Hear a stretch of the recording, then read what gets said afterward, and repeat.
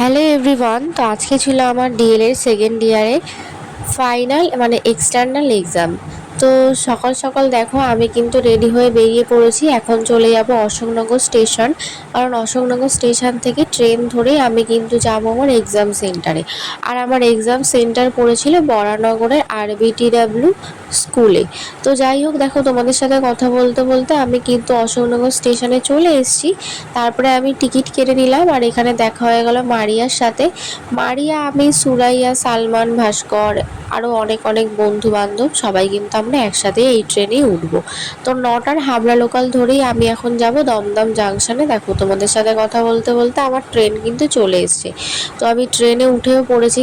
আর ট্রেনে উঠে কিন্তু আমরা একটু এরকম কেদারি মারছিলাম, কারণ যতই হোক, পরীক্ষা হোক আর যাই হোক, মনের মধ্যে টেনশন থাকুক আর যাই থাকুক, আমাদের কিন্তু ছ্যাবলামোটা মারতেই হবে। তো দেখো তোমাদের সাথে কথা বলতে বলতে আমি চলে এসেছি দমদম স্টেশনে। তারপরে দেখো এখানে সবাই আমরা পাঁচজন পাঁচজন করে অটোতে উঠে যাচ্ছিলাম। আর অটোতে উঠে সোজা চলে গেছিলাম আমরা এই স্কুলের সামনে। আর এই স্কুলেই কিন্তু আমাদের আজকে এক্সাম সেন্টার পড়েছিল।